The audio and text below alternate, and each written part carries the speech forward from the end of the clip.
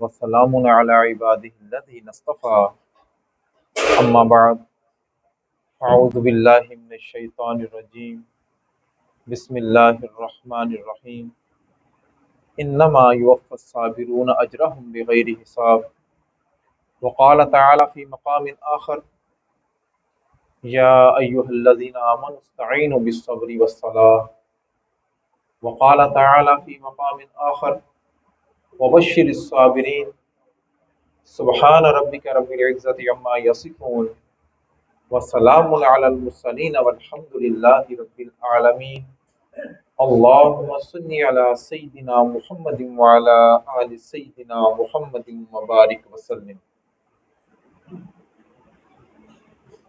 اللہ تعالیٰ کی ذات مغیر الاحوال ہے اور بندے متغیر الاحوال ہیں، یعنی بندوں کے حالات بدلتے رہتے ہیں۔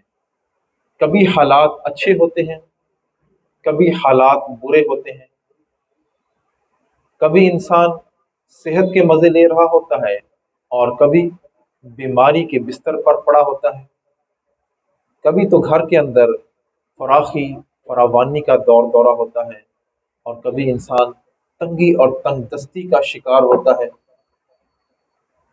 کبھی گھر کے اندر باہم اطمینان، سکون اور محبت کی فضا قائم ہوتی ہے اور بسا اوقات گھر میں لڑائی جھگڑے کا بازار گرم ہوتا ہے۔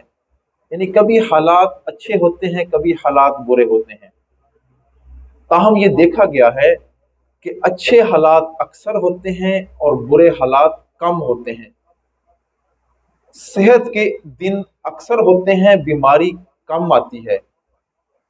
انسان پیٹ بھر کے اکثر کھاتا ہے، بھوک اور فاقے کی نوبت بہت کم پیش آتی ہے۔ گھر کے اندر اکثر سکون اور اطمینان رہتا ہے، پریشانی بہت کم آتی ہے۔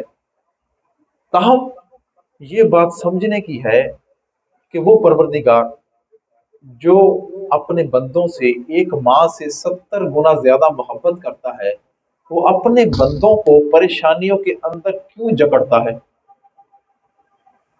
ماں کبھی بھی نہیں چاہتی کہ میرے بچے کو کوئی پریشانی ہو، تنگی ہو، کوئی بیمار ہو۔ تو اللہ رب العزت اپنے بندوں کو کیوں مصیبت میں مبتلا فرماتے ہیں؟ جب اللہ تعالیٰ کے خزانوں میں کسی چیز کی کمی نہیں ہے تو اللہ تعالیٰ یہ لوگ تنگ دستی اور تنگی کا شکار کیوں ہوتے ہیں؟ قرضوں کے نیچے کیوں دبتے ہیں؟ جب اللہ تعالیٰ شافی الامراض ہے، شفا دینے پر قادر ہے، تو لوگ ہسپتالوں کے اندر کیوں تڑپتے رہتے ہیں؟ بات ذہن کو لگ رہی ہے کہ اللہ تعالیٰ جب اپنے بندوں سے محبت بھی کرتے ہیں تو پھر بندوں پر حالات کیوں آتے ہیں؟ وجہ کیا ہے؟ یہ بات سمجھنے کی ضرورت ہے۔ اللہ تعالیٰ کی صفت ہے حکیم، اللہ تعالیٰ حکیم ذات ہے، اور اللہ تعالیٰ جب بندوں پر حالات بھیجتے ہیں تو اس میں اللہ تعالیٰ کی بڑی حکمتیں ہیں۔ بغیر اللہ تعالیٰ کو کوئی کام بغیر حکمت کے نہیں ہے، حکمت سے خالی نہیں ہے۔ پہلی حکمت تو یہ ہے کہ یہ دنیا دار الامتحان ہے۔ ہر بندے پر ابتلا آتی ہے، آزمائش آتی ہے۔ اللہ تعالیٰ بندے کو مال پیسہ دے کے بھی آزماتے ہیں اور لے کر بھی آزماتے ہیں، صحت دے کر بھی آزماتے ہیں اور بیماری دے کر بھی آزماتے ہیں۔ اور پھر ان حالات کے اندر سے صرف یہ نہیں کہ گناہ گار بندے گزرتے ہیں، بلکہ برے حالات ایسے اللہ کے نیک مقربین اور انبیاء پر بھی آئے۔ چنانچہ حضور صلی اللہ علیہ وسلم نے ارشاد فرمایا، ان اشد البلاء انبیاء ثم الامثل فالامثل، سب سے زیادہ مصائب اور مصیبتیں انبیاء پر آتی ہیں، پھر جن کی زندگی انبیاء کی زندگی کے زیادہ مشابہت رکھتی ہے پھر ان پر آزمائشیں آتی ہیں۔ تو اس سے معلوم ہوا کہ یہ دنیا دار الامتحان ہے، ہر بندے پر کوئی نہ کوئی مصیبت اور پریشانی آتی ہے۔ پہلی حکمت یہ ہے۔ اور دوسری حکمت یہ کہ بندوں پر مصائب کیوں آتے ہیں؟ وجہ یہ کہ بعض مرتبہ اللہ ताला किसी बंदे को अपना मुकर्रब बनाना चाहते हैं, बुलंद मकाम और मर्तबा देना चाहते हैं, लेकिन बंदे का अपना अमल इतना नहीं होता कि उस मकाम तक पहुंच जाए, तो अल्लाह ताला उस पर मुसीबतें नाज़िल फरमाते हैं। इज़ा अहब्बा अब्दन इब्तला हो, जब अल्लाह ताला किसी बंदे से मोहब्बत करते हैं तो उसको मुसीबत में मुब्तला कर देते हैं।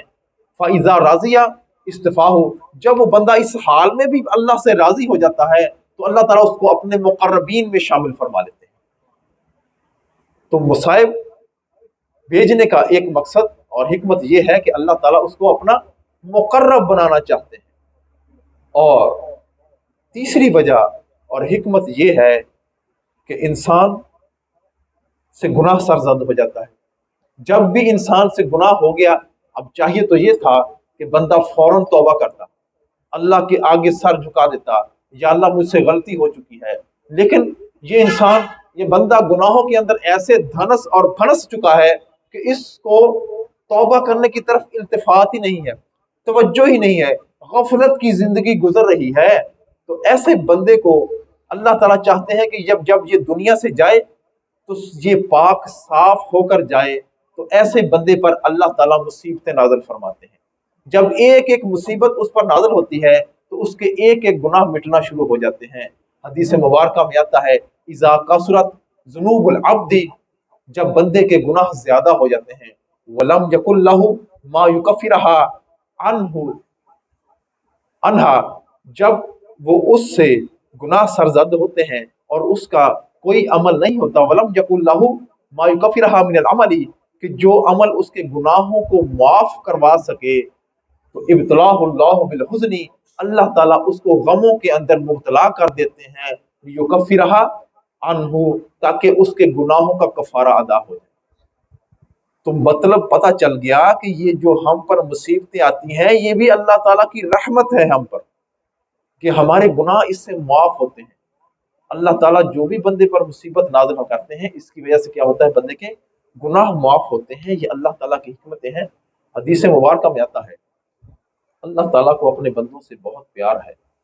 अल्लाह ताला ये चाहते हैं कि मेरे बंदे यहीं पे हिसाब बेबाक करके मेरे पास आए, ताकि इनके लिए जन्नत के दरवाजे खुले पड़े, जन्नत के दरवाजे खुले पड़े हों। हदीस मुबारक में आता है, जब किसी बंदे की जेब की दो कमीजें होती हैं, वो एक कमीज हाथ डालता है चीज ढूंढने के लिए, तलाश करने के लिए, जब हाथ डालता है तो उसको चीज नहीं मिलती, तो वो दूसरी जेब में हाथ डालता है, जब वो दूसरी ही चीज में उसको तलाश करने के लिए हाथ डालता है, ये इतनी जो इसको कोफ्त मिलती है, इस पर भी अल्लाह ताला उसकी गुनाह मुआफ फरमा देते हैं। इतने से अमल पर भी आप अंदाजा करें, वो परवरदिगार जो इतने अमल पर भी गुनाह माफ फरमा देता है, इतनी सी तकलीफ पर भी, तो जो आदमी, जो लोग महीनों महीनों बिस्तर पर पड़े रहते हैं और बीमार रहते हैं, वो कैसे गुनाहों से पाक साफ हो जाते होंगे, पाक साफ हो जाते हैं। हुजूर सल्लल्लाहु अलैहि वसल्लम फरमाया, जब कोई बंदा रात को उसको बुखार हो जाता है और वो बुखार की हालत में रात गुजारता है और वो इस पर भी अपने रब से राजी रहता है, किसी से गिला शिकवा नहीं करता, और उस ऐसी ही हालत में सुबह हो जाती है, तो अल्लाह ताला उसके गुनाहों को उससे ऐसे मिटा देते हैं जैसे वो उस दिन पाक साफ था जिस दिन उसकी माँ ने उसको जना था। ये मुसीबतें और परेशानियां बंदे पर रहमतें बनकर आती हैं, लेकिन इंसान कमजोर है, वो इनको बर्दाश्त नहीं कर पाता। अब जब ये बंदे पर मसाइब आते हैं तो इनको बंदा कैसे बर्दाश्त करे, ये समझने की जरूरत है। बंदे पर जब भी कोई मसला पेश आए, कोई परेशानी आए, तो फौरन ये सोचे कि इस पर मुझे अजर और सवाब मिलेगा। इस पर, बंदे पर बीमारी आई तो फौरन कहे कि मुझ पर अजर और सवाब इस पर मुझ पे मिलेगा। जब भी कोई मुसीबत घर के अंदर आ जाए, परेशानी आ जाए, बंदे का माल पैसा गुम हो गया, चोरी हो गया, तो फौरन ये सोचे कि मुझे इस पर अजर और सवाब मिलेगा। आप देखते नहीं हैं कि सर्दियों की ठंडी रात होती है, सख्त, आदमी जब बिस्तर के अंदर लेटा होता है और सर्द हवाएं चल रही होती हैं, तो बंदे को अंदर भी कानों में और ठंडी हवा जब पड़ती है, उसकी आवाज पड़ती है, तो बंदे को झुरझुरी सी आती है। और बाज लोग ऐसी सख्त सर्दी के अंदर ہم تو نرم نرم بستروں کے اندر موجود ہوتے ہیں، آپ کو گلی کے اندر سیٹی بجانے کی آواز آتی ہے، کچھ لوگ اتنی سردی کے اندر بھی باہر پہرا دے رہے ہوتے ہیں، سیٹیاں بجا رہے ہوتے ہیں۔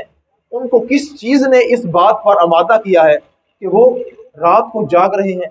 لمبی سردیوں کی رات ہوتی ہے، کس چیز نے آمادہ کیا؟ جو یکم کو اس کو تنخواہ ملنی ہوتی ہے، اس نے اس کو آمادہ کر دیا ہے کہ وہ اتنی مشقت برداشت کر رہا ہے۔ یہی وجہ ہے کہ بندے کو جب اس چیز کا استحضار ہو جائے کہ مجھ پر جو مصیبت آ رہی ہے اس پر مجھے اللہ تعالیٰ اجر اور ثواب عطا فرمائیں گے، تو پھر بندے کی مصیبت کم ہو جاتی ہے،